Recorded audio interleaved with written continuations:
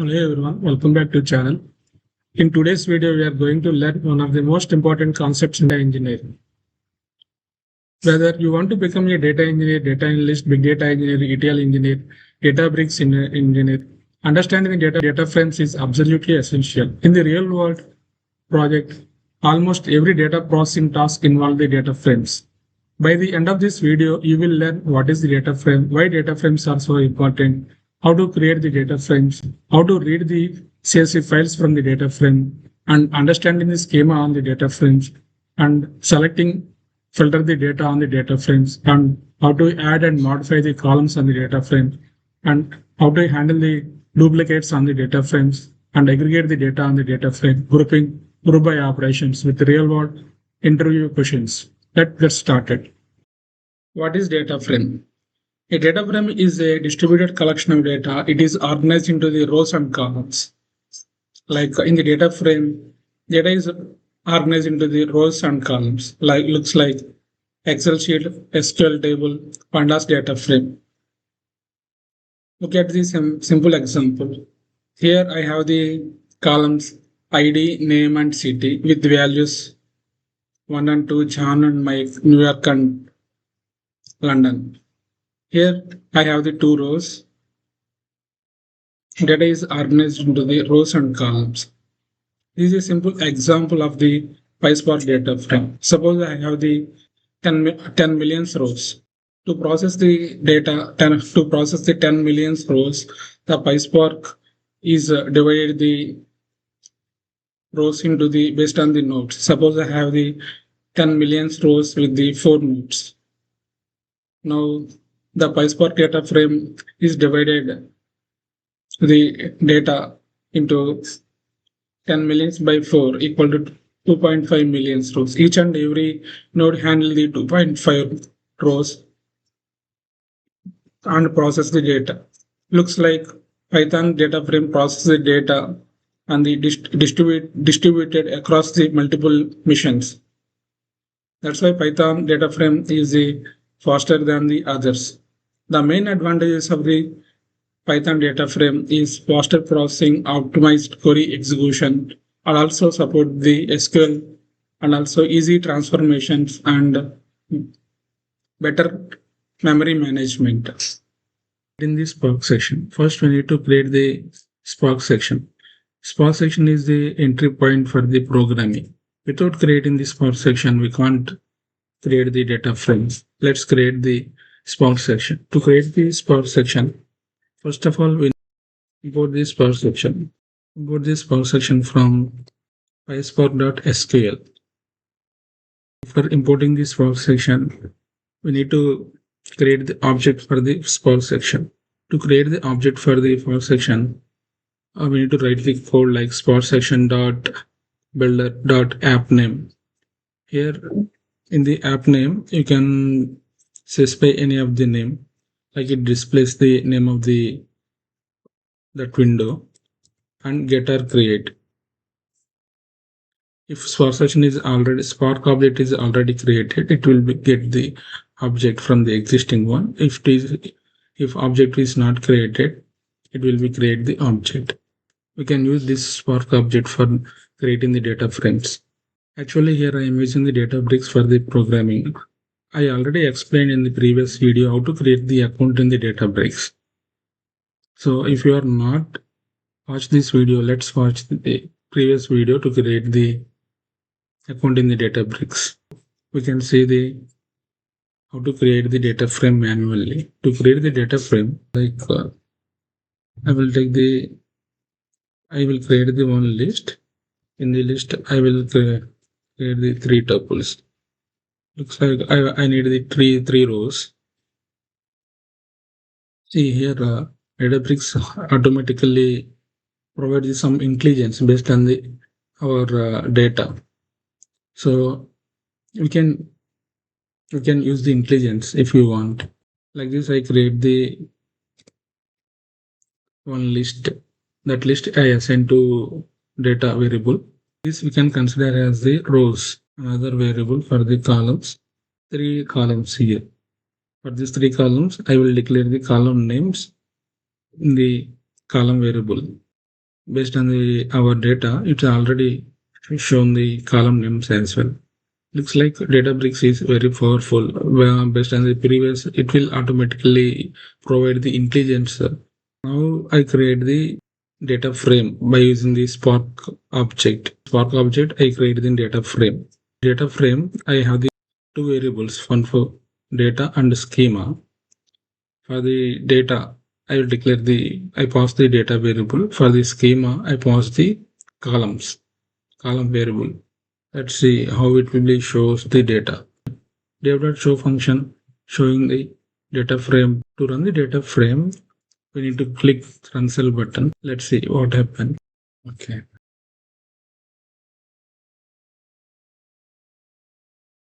Yeah, now it's run successful. You will see the data. See, our data frame has the columns ID, name, and salary with the three rows. Like that, we can able to create the data frame. Understanding the schema is important. In the schema, we can know what are the columns are involved and what are the data types defined for the column. To know the schema, we need to use the function print schema. Print schema is function which prints the column names and type of the columns. See, here I have the columns like ID, name, and salary. ID is long data type, name is string data type, and salary is also long data type. And also I declare nullable is equal to true. Means it's I am not defined any constraint set. So ID all three columns accept the null values. Reading the CSV files. Read the CSV files. First of all, we need to download the CSV files. Already I downloaded the CSV files. To upload the file in the Databricks, you need to click here in the catalog section. Click the plus icon. Click the create the upload to the volume. Upload to the volume. Then go to the browse section and select the file. Already I downloaded the customer 100 file here. So you can select that file. If you are newly uploaded, I don't need to overwrite files to the same file name. Already I uploaded the file to the path. That's why I click the overwrite files to the file with the same file name. Then click upload. Now the file was completely uploaded in the Databricks. The file which I was uploaded to get the path. Oh yeah, from here we can get the file path. Go to the coding part to read the CSV, right? First I will follow the Spark section here. Spark dot. See, automatically it will detect the giving the code like spark dot read dot CSV. Okay. Read dot CSV. Header equal to true. Enter schema equal to true. And here I need to place the copied file path. If I mention header equal to true, it will take in the first row as the column names, and enter schema is equal to true means it detect the data types. To print the data frame, dfc.show command. Let's run the code. Here now we can see our files data here. The columns index, customer ID, first name, last name. These are the columns, and we can observe the data as well. This is how we can get the CSV file to the data frames in the PySpark. To display the data. We already used show function to display the data in the earlier scenarios. dfd.show. By using the show function, it will be able to display only top 20 rows. Show function is display the top 20 rows. Suppose I want to see some specific rows. Suppose I want to see only 5 rows or 3 rows, 30 rows. You need to pause the how many rows you want to show that number we need to pass into the function. Suppose I want to see 5 rows. Just I enter the 5. DFC dot show 5. It will display the 5 rows. Earlier I have the 20 rows. Now it's showing only top 5 rows. Suppose we need the entire row file count. For this we will use the DFC dot count function. The dot count function is display the count of the rows. Let's execute the notebook here. Here you can able to see the count. Selecting the columns. To select the columns on the data frame, we are using command like select command. DFC dot my data frame is stored into the DFC variable. So DFC dot select my column name. I select the first name in the data frame. Like that we can select the single column. Suppose we want the more than one column. Then we write the code like this. DFC dot select first name comma last name and show 5. Like that we can able to select the multiple. Now we can able to see the how to select the commands by using the call object. To select the columns from the call object. To use the call object, first we need to import call object. You need to import the call object from PySpark.sql.functions. Import CY call. Now we can select the columns by using the call object. DFC dot select call first name. And also here we can use the alias functions as well. Show 5 is the first name and last name of the 5 records. This will display the single column and multiple columns without using the call object. Also will display the multiple columns using the call object. Filtering the data. Filtering the data is a very important concept in the data frame. Suppose we have the some X number of records. From the X number of records only, we have the few records useful for the our analysis. In this case, generally we are using filtering concepts. First of all, I select my data frame where I store the data. I store the data in the DFC. DFC dot filter the data. We need to use the filter command. filter DFC and country name equal to USA. I want to display the only USA records. That's why I'm using the DFC country equal to USA dot show. Filter command is filter the data. Only it shows the USA data. Let's see how will we output. Don't have any records for the USA. We have the records for the Togo, Oman. By using the filter command, we can filter the data. DFC.show. Now we can able to see only country Togo records. Like this, we can filter the data. We can use the multiple conditions as well. Suppose I need the country Togo and city equal to Lom data. This we can apply the multiple conditions and condition between the conditions. DFC dot country equal to Togo and DFC dot city equal to Lom. These two conditions will be satisfied. Only those records will be filtered. Let's see, is there any record under this country and city?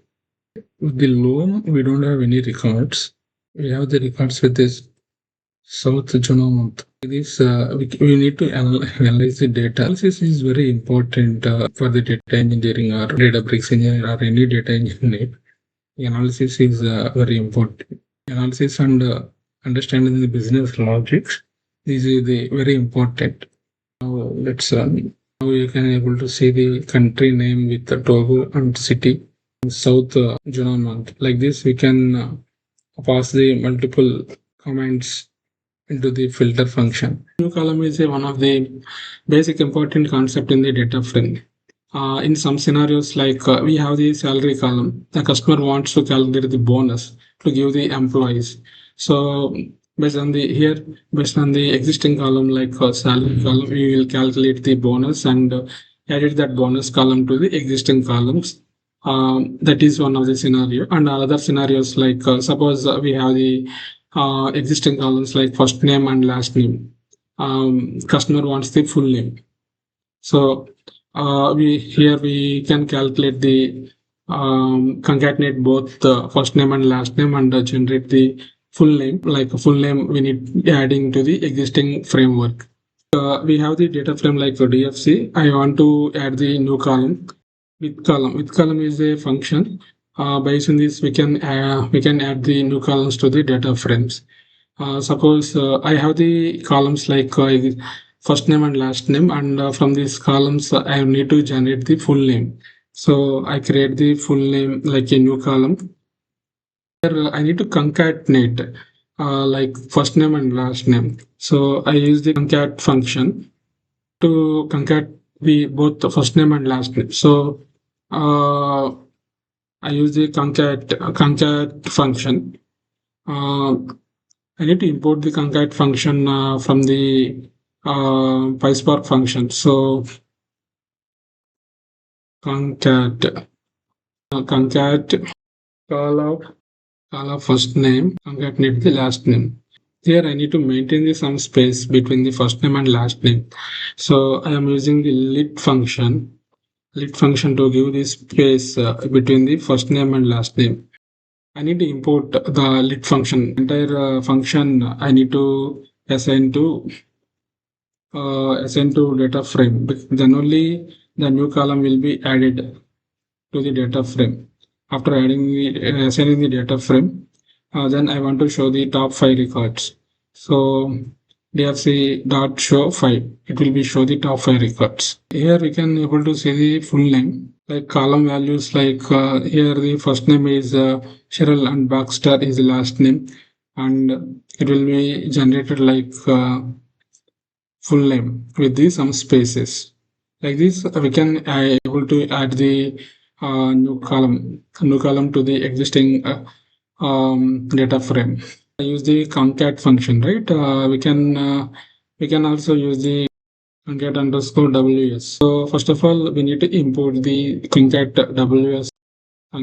underscore ws function from the PySpark SQL functions. After importing the concat ws function, I have the data frame like for DFC. Here we no need to use the lit function. Here we use the lit function, right, to generate this space.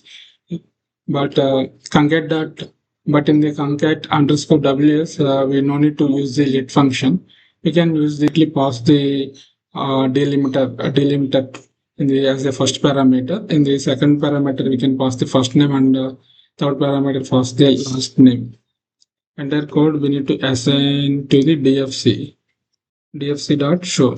Like this, we can generate the full underscore name with the concat underscore ws function. Rename column. Suppose we have the scenarios like we want to change the column name in the data frame. In this case, by using the rename function, we can change the column names of the data frame. To change the column name of the data frame, we can have the data frame like DFC frame, the data frame like we will use the with column renamed function. Based on this with column renamed function, we can change the existing column to the new column. Suppose I have the column like existing column like full name. I want to change this existing column full name into name v1 assigned to the DFC framework. So I want to display the first 5 records. Here we can observe earlier it has the name like full space name. Now it was changed to full space name underscore v1. Suppose I want to drop the columns. Suppose in the table, if you have created some columns, that columns are not required further. In this case, by using the drop function, we can drop the columns on the data frame. DFC dot drop. Here I want to drop the full name underscore v1 version. See the output. I already dropped the in the earlier we have the full name underscore v1 data we have. After dropping full name underscore v1 data is not there. This is how we can drop the columns. Sorting the data. If we want to see the data in the one particular order, like ascending or descending order, um, then we need to sort the data. Order by, we can sort the data. Suppose I want to sort the full name. Like this, it will display the full names in the ascending. Suppose we want to generate the full name in the descending order, like dfc dot order by full name dot esc file. Displaying the order in the descending order, we need to call this a call function with the column name, and again we need to DSC to generate the rows in the descending order. We need to call the DSC function, and show file is like I want to show the first 5 records. See, in the earlier function, I display the rows in the ascending order, which is starting with A. I am displaying the rows in the descending order. So by using the order flow function, we can display the rows with the one particular order. Remove the duplicates. Suppose we have some kind of the duplicates or data. I want to remove the duplicate. In this scenario, I use the function like DFC functions and drop duplicates dot show. That it will be remove the duplicates of the entire row. Aggregations. Aggregations is one of the important concept in the data frames. Not only data frames, in any data engineering concepts, aggregation is one of the important concepts. We have the different kind of the aggregation functions like max, minimum, average. These all are functions comes under the aggregation functions. Now we can see the aggregation functions with some examples to display the number of the customers per city. This is the entire code. This is the entire code to display the number of customers per city. First of all, I will group by the data based on city name, counting the data for each city. For this, I use the aggregation function count. So count star is a count the entire rows for the city and of the alias name like customer count. Then I need to display the in the particular order. I use the order by function. Show of 10 means I want to show 10 records. Let's run the code. Data is displayed city wise. Each and every city has only one customer. That's why it's display the customer count one for each city. This is how we can display the customer count per city wise. Group by is already we can see in the aggregation functions like group by is grouping the data based on a particular value. Let's see some example. Like suppose I want to display the added customers per subscription year. I want to group by for the each year. So I use the group by function. I am group by the year wise. Calculated the customers for the year wise, and I will display the entire data frame. Year and to date, I have the I need to import. So these two functions I will import from the PySpark.sql.functions. Yeah, now run the entire code. See here we can able to see the year-wise subscriptions. Today we learned what is data frame, how to create the data frame, how to read the CSV files from the data frame, and understanding the schema, and how to select the columns from the data frame, and how to filter the data, and adding the new columns to the existing data frame, rename the columns and drop the columns on the data frame, sorting the data on the data frame, and remove the duplicates on the data frame, and aggregate and group by functions on the data frame. These are the fundamentals data frame operations used daily in data engineering projects, Databricks and PySpark interviews. If you found this video helpful, like the video and comment your questions. Subscribe for more PySpark and data engineering tutorials. Thank you for watching and see you in next video.